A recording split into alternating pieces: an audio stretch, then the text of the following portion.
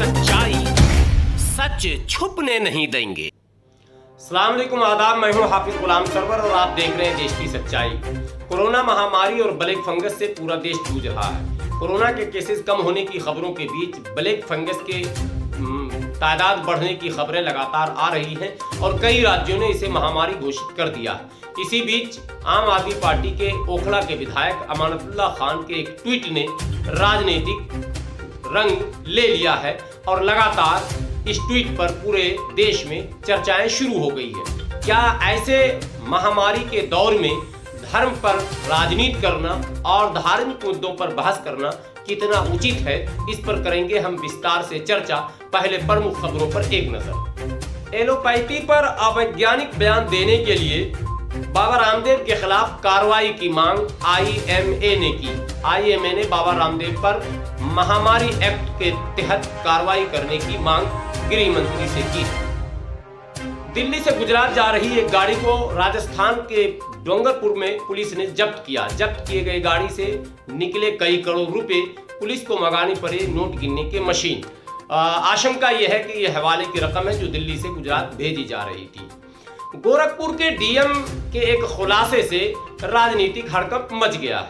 तो गोरखपुर के डीएम विजयेंद्रन पांडेयन ने अपने एक संबोधन में कहा कि एक बेड के लिए 100 लोग लगे रहते थे लाइन में और इंतजार करते थे कि कोई एक मरे तो फिर मेरा नंबर आए। कोरोना महामारी के बीच जहां गंगा में तैरती लाशों पर बहस चल रही थी, अब उससे ज्यादा रेत में छुपे लाशों पर चर्चाएं जोर पकड़ चुकी हैं। देश के कई शहरों में गंगा के किनारे रेत में छुपे लाशों का ढेर नजर आया है और इस पर अब तक राजनीति गरमाई हुई है। मैं हूं हाफिज गुलाम सरवर, आप देख रहे हैं देश की सच्चाई। नई बात देश की सच्चाई के साथ। दिल्ली के आम आदमी पार्टी के ओखला के विधायक अमानतुल्लाह खान ने उन्नाव में घटे एक घटना, जिसके विषय में मैं पहले आपको बता चुका हूं और आप फिर जान लें कि उन्नाव में परसों रात को एक घटना प्रकाश में आया जिसमें आसिफ नाम के एक युवा जो सब्जी बेचता था, उसको पुलिस ने गिरफ्तार किया और गिरफ्तार कर उसे थाने ले गई और थाने में उसकी पिटाई हुई जिससे उसकी मौत हो गई। उसके बाद राजनीति गरमाई और ट्वीट का दौर शुरू हुआ। उसी क्रम में अमानतुल्लाह खान ने एक ट्वीट किया और ट्वीट में उसने ये लिखा कि सैफरॉन फंगस यानी कि भगवा फंगस से ये सारी बीमारियां फैल रही हैं। बस क्या था, राजनीति ने जोर पकड़ लिया और जितने भगवा ब्रिगेड थे वो मैदान में आए और टीवी चैनलों पर बहस का दौर शुरू हो गया। सवाल ये पैदा होता है कि आखिर महामारी से जूझ रहे इस देश में धर्म की राजनीति को बढ़ावा कौन दे रहा है?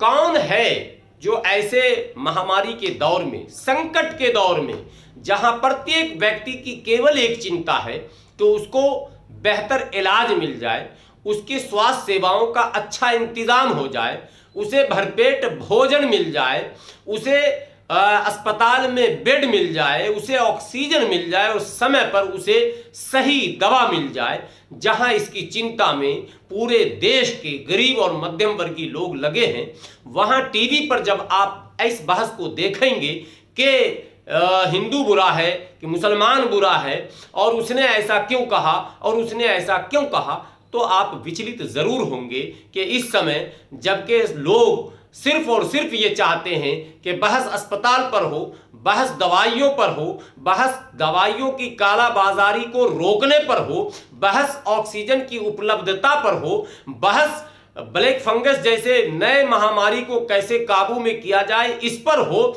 और बहस इस लॉकडाउन से परेशान जनता को कैसे परेशानी से मुक्ति दिलाई जाए इस पर हो। लेकिन बहस ये हो रहा है कि ये बीमारी जो है वो हिंदू ने फैलाया या मुसलमान ने फैलाया। आपको याद होगा पिछले कोरोना काल में जब ये बीमारी आई थी तो मार्च के एंड और अप्रैल के प्रथम सप्ताह में ही 2020 की बात कर रहा हूं, तब कोरोना को तबलीगी जमात से जोड़कर और तमाम टीवी चैनलों ने महीनों केवल और केवल एक ही न्यूज चलाने की कोशिश की कि इस कोरोना को जमातियों ने लाया है और उसे कोरोना बम तक करार दिया गया था। और बहुत मजे ले लेकर टीवी चैनलों पर इस पर लंबी लंबी बहसें हुआ करती थीं और बड़े बड़े डिबेट्स हुआ करते थे। और नतीजा ये हुआ कि हजारों की तादाद में लोग कोरोना के कारण अपनी जान गंवाए और कोरोना के कारण हजारों घर बर्बाद हुए। और उसी कोरोना के कारण लाखों मजदूर हजार किलोमीटर पैदल चलकर अपने घर जाने को मजबूर और बेवश रहे। लेकिन टीवी चैनलों ने कभी भी इसको बहस का मुद्दा नहीं बनाया। मजदूर मरता है तो मरे, गरीब मरता है तो मरे, लेकिन तबलीगी जमात और मुसलमान और इस्लाम पर मुस्तकिल बहस चलती रही। अब इस कोरोना काल के आरंभ में एक अच्छी तस्वीर यह आई कि आम मुसलमान और आम हिंदुओं ने आम लोगों की मदद के लिए अपने आप को समर्पित किया। और आपने वो तस्वीरें देखी होंगी जब ऑक्सीजन सिलेंडर की कमी के कारण लोग दम तोड़ रहे थे, तो आम मुसलमान, आम हिंदू यानी आम लोगों ने ऑक्सीजन की उपलब्धता पूरी करने के नाम पर रात दिन एक कर दिया और अपने पैसे से अपना समय निकालकर उन तमाम जरूरतमंदों तक ऑक्सीजन पहुंचाने की कोशिश की जिनको इसकी आवश्यकता थी और उन तमाम लोगों के जान को बचाने की कोशिश की।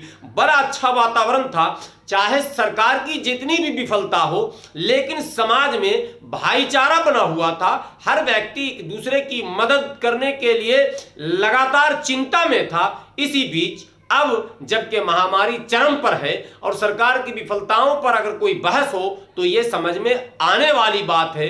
लेकिन अब बहस टीवी चैनलों पर यह छिड़ा कि इस महामारी को शुरू किसने किया, यानी कि सेकंड वेव में कोरोना किसने फैलाया। चूंकि फर्स्ट वेव में कोरोना फैलाने का ठिकरा तबलीगी जमात पर फोड़ा गया था, बस फिर क्या देर थी, सेकंड वेव में कोरोना फैलाने का ठिकरा कुंभ में आए हुए उन सभी श्रद्धालुओं के सर फोड़ने का प्रयास किया जा रहा।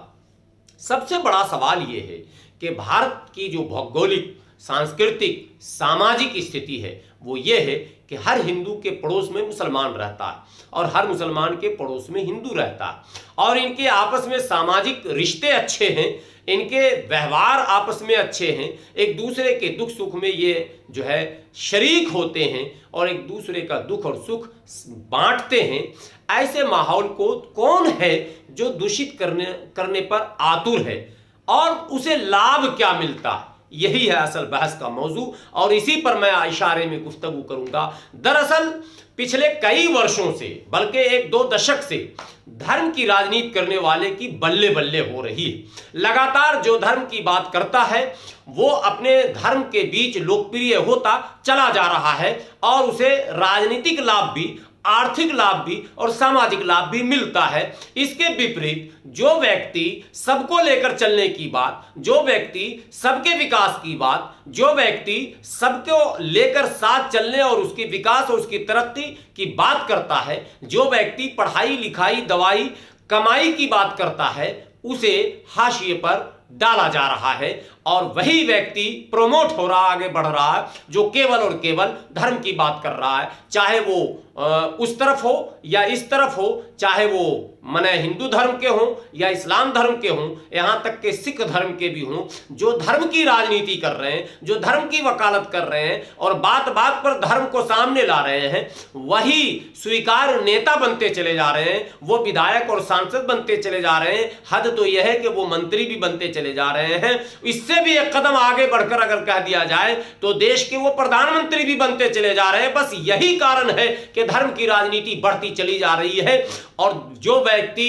राजनीति में लाभ तलाशना चाहता है या आर्थिक लाभ तलाशना चाहता है वो फौरन जो है धर्म की बात करना शुरू कर देता है। उसे मानवता से कोई लेना देना नहीं, उसे इंसानियत से कोई लेना देना नहीं, उसे भारत के आम लोगों से, गरीबों से, मजदूरों से, मजलूमों से, शोषितों से, पीड़ितों से, वंचितों से और उन भूखों से, उन परेशान हाल लोगों से कोई लेना देना नहीं। उन्हें तो केवल और केवल अपनी राजनीति चमकानी है। इसलिए उन्हें पता है कि इस देश में राजनेता वही होगा जो धर्म की बात करेगा, वही मसीहा होगा, वही कायद होगा, वही जो है गुरु होगा और वही उस्ताद होगा। तो साहब कुल मिलाकर बात तो यहां आकर टिकी कि ये जो कुछ हो रहा है इसके जिम्मेदार तो हम और आप ही हैं, क्योंकि हम और आप ही हैं जो ऐसे लोगों को वोट देकर अपना विधायक और सांसद बनाते हैं। हम और आप ही हैं जो ऐसे लोगों को कायद का खिताब देते हैं। हम और आप ही हैं जो ऐसे लोगों को सदन में भेजकर उनके लिए जिंदाबाद के नारे लगाते हैं और उनकी वकालत करते, सोशल मीडिया से लेकर सड़क तक और चाय की दुकानों से लेकर चौपालों तक उनकी वकालत करते नहीं थकते हैं। इसीलिए देश में धर्म की राजनीति जड़ पकड़ती चली जा रही है। लेकिन क्या आपको पता है कि इसका अंजाम कहां होगा, कहां जाकर रुकेगी ये गाड़ी और उस गाड़ी के रुकने के बाद क्या होगा नतीजा? ये इसके ऊपर आज गौर करने, चिंता करने की जरूरत है। कोरोना चाहे मानवीय गलतियों का नतीजा हो या फिर प्राकृतिक आपदा हो, बहरहाल ये बीमारी है और इसका मुकाबला सबको मिलकर करना चाहिए। ब्लैक फंगस हो या वाइट फंगस हो, इसका भी मुकाबला मेडिकली, सोशली और क्या कहते हैं तमाम जो प्रकृति ने दे रखे हैं हमें ताकत, उन सबों का इस्तेमाल करके हम इसका मुकाबला कर सकते हैं। लेकिन अगर इसमें हमने धर्म को डाल दिया तो याद रखिए कि ना हम सही से इन आपदाओं से लड़ सकते हैं और आगे इसका अंजाम जो भी होगा वो अच्छा नहीं होगा। और अगर इससे एक कदम आगे बढ़कर कहा जाए तो इसका अंजाम भयानक भी भविष्य में हो सकता है। इसलिए राजनेताओं को कोसने से ज़्यादा मेरा सवाल उन आम जनों से है जो सोशल मीडिया पर भी धर्म और केवल धर्म की बात करते हैं, मानवता की बात, देश की बात, भारत की बात, भारत के समाज की बात और भारत के विकास की बात नहीं करते हैं। यही कारण है कि जब आपदा के समय में हम फंसते हैं तो हम मुकाबला करने योग्य अपने आप को नहीं पाते हैं। इसलिए अभी समय है कि हम इस तरह की राजनीति पर विराम लगाएं और ऐसे लोगों को जननायक न कहकर खलनायक की सूची में अगर डालें तो शायद समस्या का समाधान हो सकता है। बाकी और खबरों के लिए आप देखते रहें देश की सच्चाई। आपसे विनती है कि आपने अगर हमारे इस YouTube चैनल को सब्सक्राइब नहीं किया है तो प्लीज़ इसे YouTube पर सब्सक्राइब कर लें, बेल आइकन को दबाना ना भूलें। और अगर फेसबुक पर इसे देख रहे हैं तो हमारे फेसबुक पेज देश की सच्चाई को लाइक और फॉलो करना ना भूलें। शुक्रिया, खुदा हाफिज।